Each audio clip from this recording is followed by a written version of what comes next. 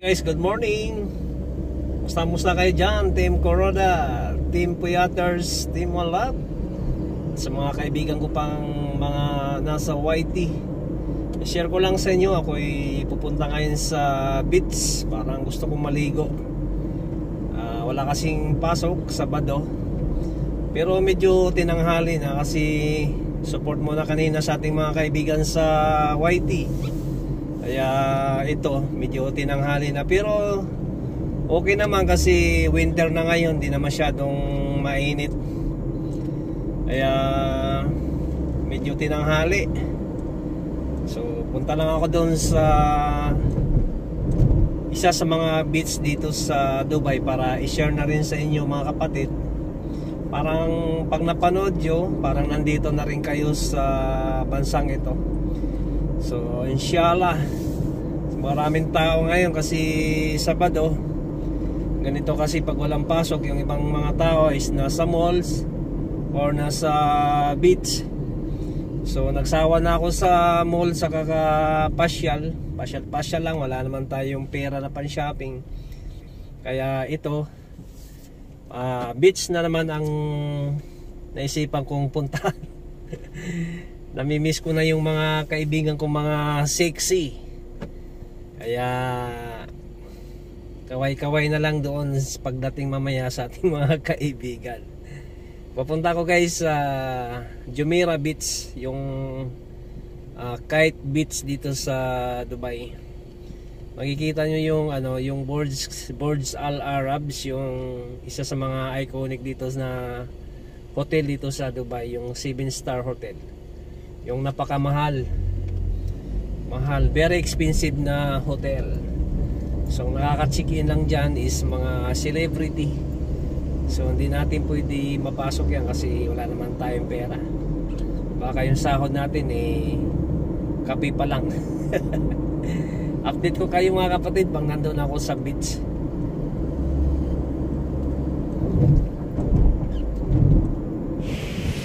Okay guys, nandito na ako sa beach. So nakikita nyo sa aking harapan is marami ng tao. Ayan, nakalublob na sila sa mga buhangin. Yung iba nakasaw-saw na sa tubig. So maraming tao ngayon kasi pala ngayon, holiday. UAE flag pala ngayon, 3 days. Kaya holiday Sabado, Linggo hanggang Lunes. So ang pasok pala namin is Martes na. So ayan, nakita nyo mayroong mga bandila na maliliit. Yan ang bandila dito sa UAE. So ayan, ang sarap na maligo. Malinaw yung dagat. Hindi naman kalakihan yung alon, normal lang na alon. So kaya makikita nyo maraming naliligo. Ayan. So naliligo sana ako, ay nagbago ang isip ko. So mag-video na lang muna ako. So siguro mamaya na ako maligo pagkatapos ko magkuha ng mga video sa mga kapatid natin na naliligo sa Jumeirah Beach. Okay, dito sa Kite Beach. So ayan, ang linaw ng dagat mga kapatid. Ayan medyo alon naman is normal na alon lang yan, hindi naman talaga malakas yan.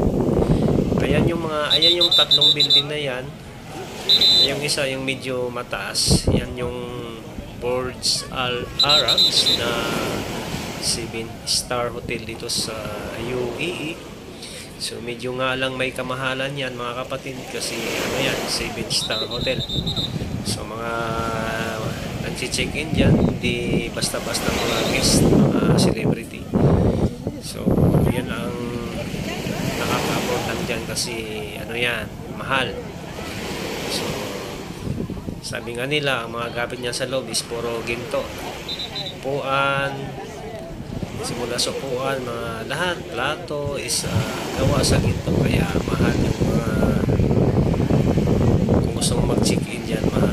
So sabi nga ng iba is kape pa nga lang daw is baka kulang pa yung sahod natin. Kasi kape pa lang yun ha.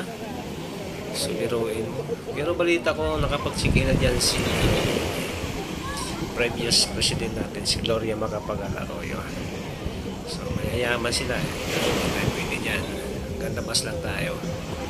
So nakikita niyo mga kapatid, ang dami ng tao. Kaya naluhalo. So itong beach kasi na to mga kapatid, bali open to, kahit sino pwede. Kaya kung napapansin niyo, wala masyadong mga puti. So karamihan nandito is mga kapatid nating mga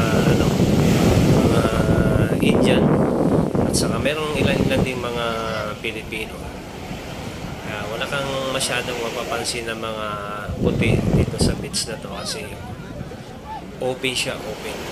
Makikita mo ang mga maraming puti is doon sa kabila, doon sa may doon sa kabilang beach. Wala ka rin makitang mga kapatid natin na Pilipino or Indian or kahit anong nationality pa. Parang lang sila doon, exclusive sa mga puti na mga guest. So itong Jumeirah na to, itong open beach na to, kaya naluhalo kasi pwede pupunta rito, may puti, may European, pero napapansin niya is kukumpay lang sila. Kaya ayan, halos lahat is mga kapatid natin, mga Asian, meron din Pilipino. So meron pa naman ibang meron din naman mga puti, ilan lang. Pero talaga sa kabila, VIPs, makikita mo doon is halos lahat. Mga European, mga American, mga Russian, nandun. Parang exclusive lang sa kanila. Yan. So sana'y nag-enjoy kayo sa aking sinishare na beach dito sa Dubai. So isa to sa mga pinaka-magandang beach dito sa Papansin naman is maganda talaga siya.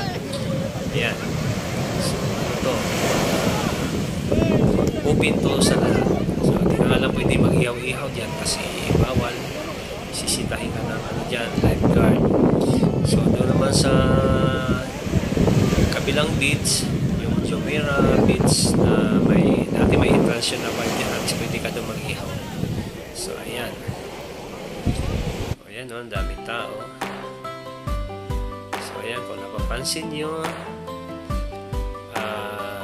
itong nasa taas is malawak yung desierto.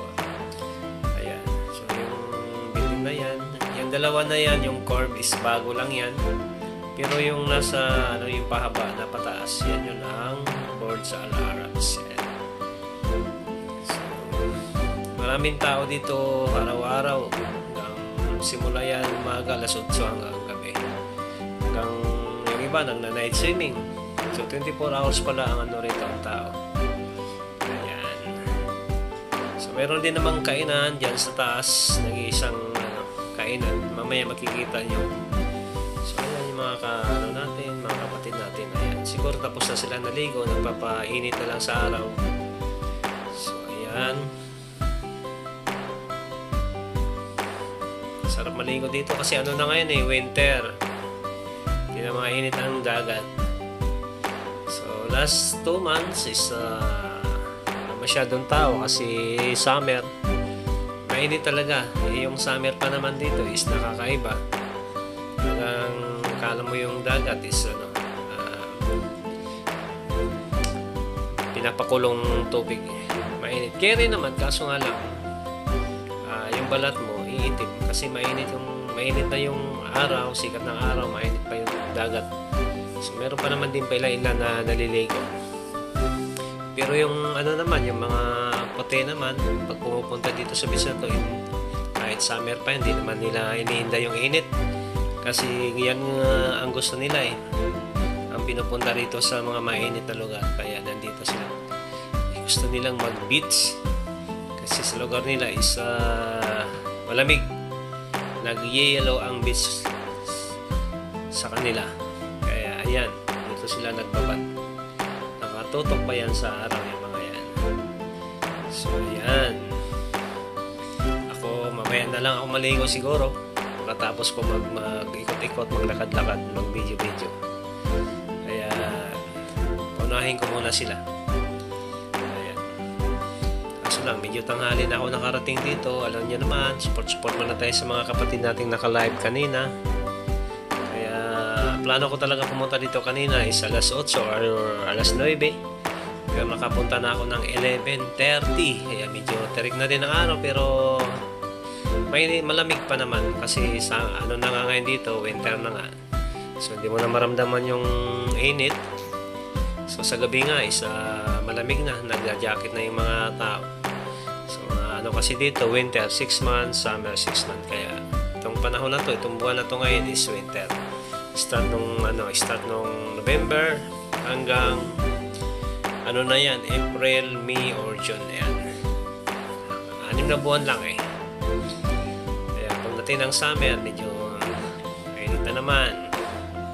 Kaya ito ngayon, ayan, maraming mga naglalakad kasi sinasamantala nila yung lamig. Ayan o, mga kapatid natin mga lahi. Siguro pasyal-pasyal na niya mga yan, di maliligo kasi nakapantalon eh. Naka long sleeve pa yung iba.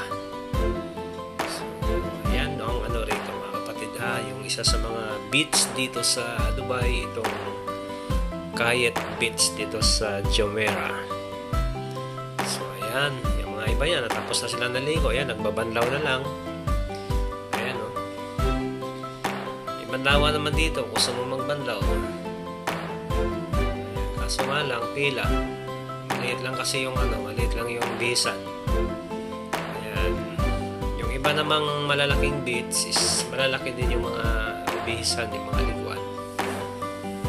Medyo malaki dito.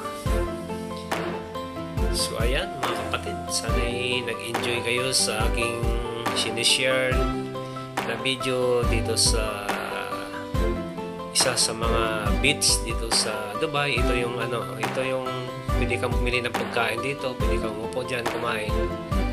Ayan mga kapatid, maraming salamat. Sana'y nag-enjoy kayo sa aking sinishare na video.